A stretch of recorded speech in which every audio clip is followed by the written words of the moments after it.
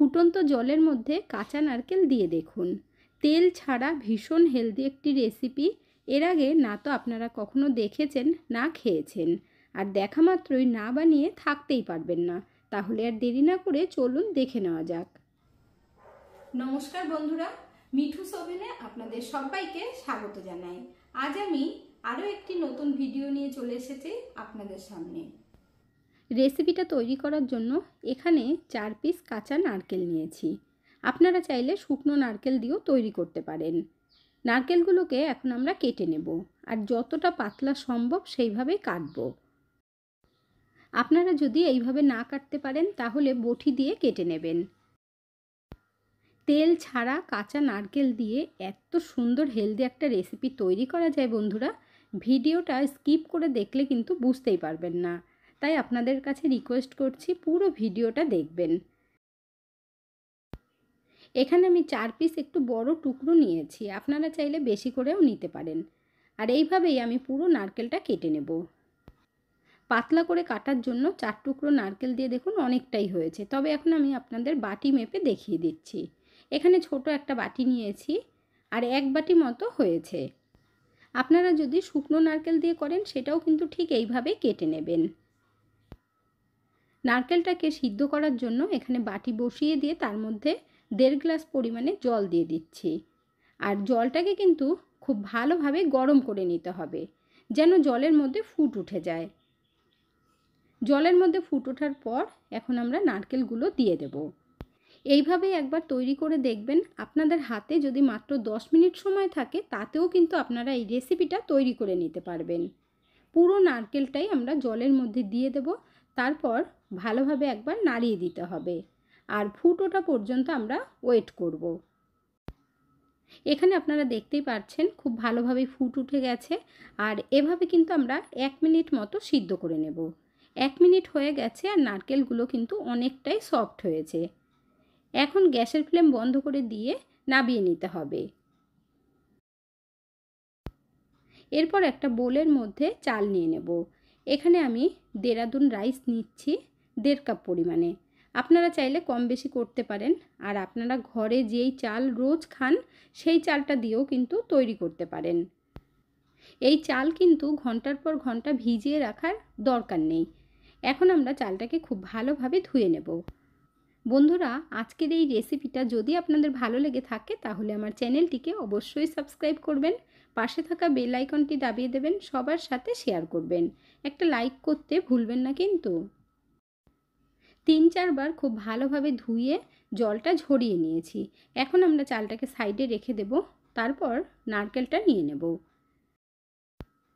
নারকেলের জলটা কিন্তু খুব ভালোভাবে গরম আছে, একটুও ঠান্ডা হয়নি। আর আমরা এই জলটাকে ঠান্ডাও করব না।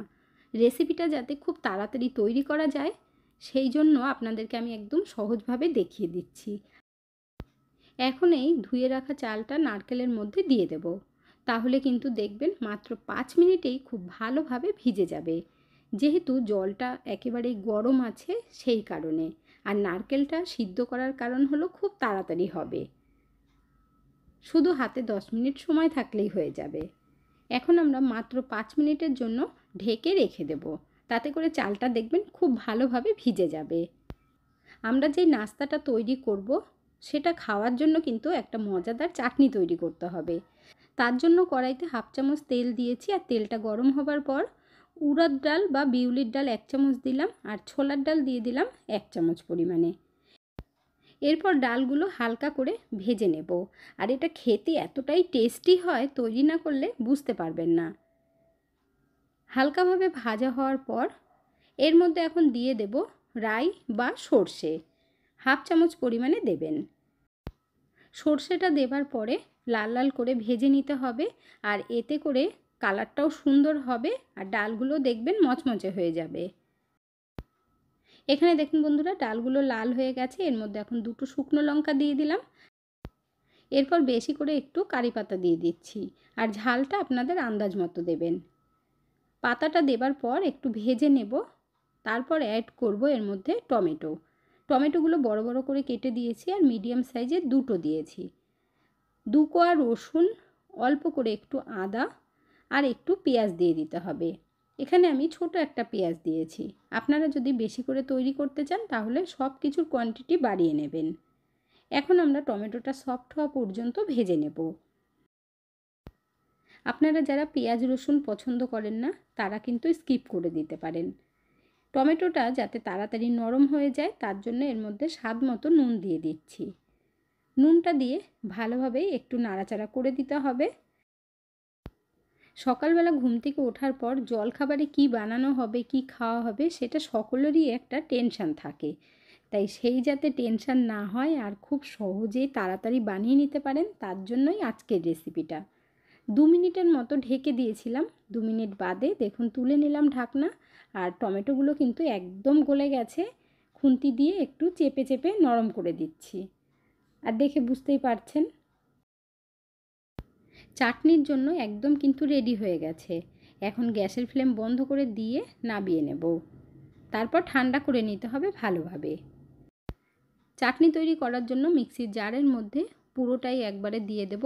আর একটু হালকা হালকা গরম আছে, খুব বেশি যাতে গরম না থাকে সেটা অবশ্যই খেয়াল রাখবেন। এর মধ্যে এখন ঠান্ডা জল দিয়ে দেব। এমনিতেই চাটনিটা তৈরি করার জন্য জল দিতে হবে, তাই ফ্রিজের জল দিচ্ছি। এতে করে ঠান্ডাও হয়ে যাবে আর মিক্সিটা ঘোরালে আর অসুবিধা হবে না। এখন আমরা ভালোভাবে পেস্ট করে নেব। এখানে দেখুন বন্ধুরা চাটনি কিন্তু আমাদের একদম রেডি হয়ে গেছে আর দেখতে কতটা সুন্দর লাগছে কালারটা। এই চাটনিটা একটু বেশি করে তৈরি করে রাখবেন, নষ্ট হবে না, ফ্রিজে রেখে দেবেন আর অনেক কিছুর সাথেই খেতে পারবেন। সকালবেলা জলখাবার বানাতেও আপনাদের টাইম একেবারেই কম লাগবে। এরপর আমরা চাল ভিজিয়ে রেখেছিলাম সেটা চেক করে নেব।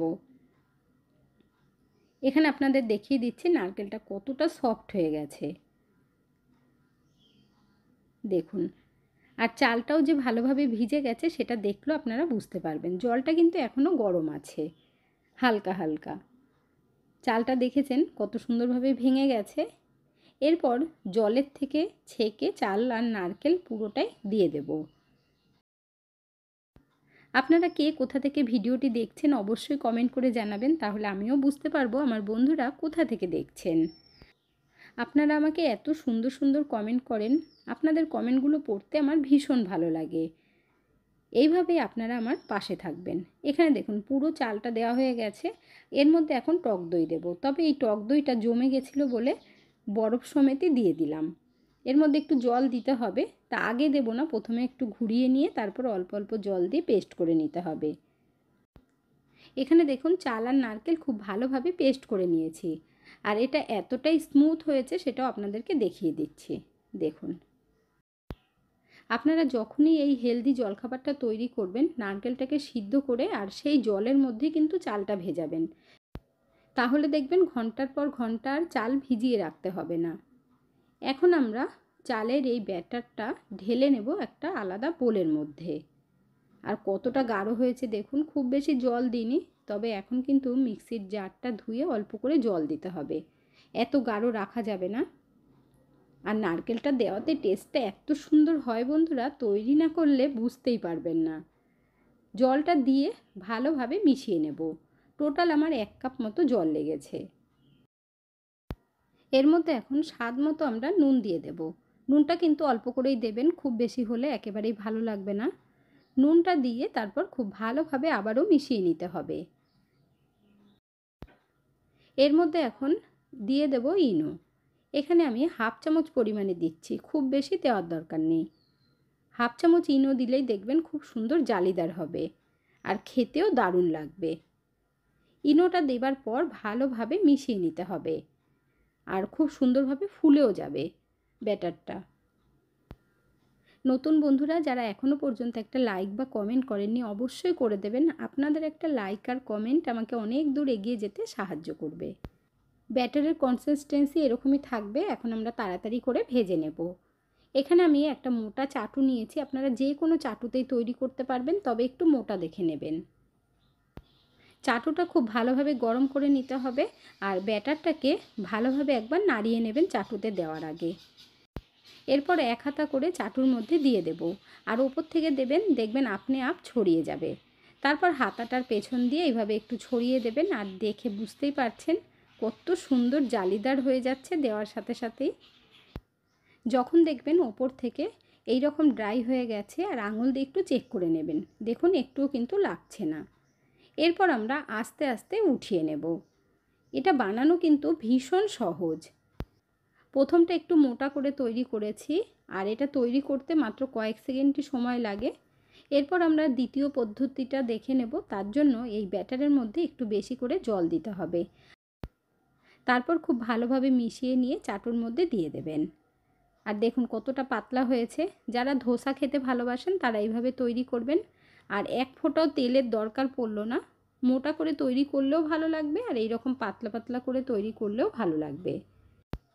এখন আমি খুব বেশি একটা তৈরি করব না, কারণ রেসিপিটা আমি যেহেতু দুপুরে তৈরি করেছি, তাই আমি অল্প করেই তৈরি করছি, বাকিগুলো পরে তৈরি করব। এরপর গরম গরম চাটনির সাথে সার্ভ করে নেব। আপনারা যদি এই চাটনিটা তৈরি করতে নাও চান, তাতেও কিন্তু টমেটো সস দিয়ে খেতে পারবেন। আর বাচ্চারাও দেখবেন খুবই ভালো খাবে। চাল যেহেতু ভিজিয়ে রাখার কোনো রকম দরকার পড়ে না, একবার বানিয়ে খেয়ে দেখবেন, এরপর থেকে রোজ রোজ বানিয়ে খাবেন। এখানে দেখুন চাটনির সাথে সার্ভ করে নিয়েছি।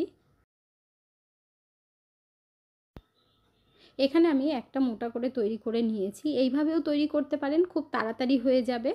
আর একটু পাতলা পাতলা করে তৈরি করলে এইভাবে তৈরি করবেন। আর দেখুন কতটা সফট হয়েছে। এক পিস আপনাদের দেখিয়ে দিচ্ছি, দেখুন। আর যেমন জালিদার হয়েছে, খেতে তেমনি টেস্টি। আজকের ভিডিওটা আপনাদের কাছে কেমন লাগলো অবশ্যই কমেন্ট করে জানাবেন। এতক্ষণ ধৈর্য ধরে ভিডিওটি দেখার জন্য অসংখ্য ধন্যবাদ। ভালো থাকবেন, সুস্থ থাকবেন। দেখা হচ্ছে পরের ভিডিওতে। Thank you.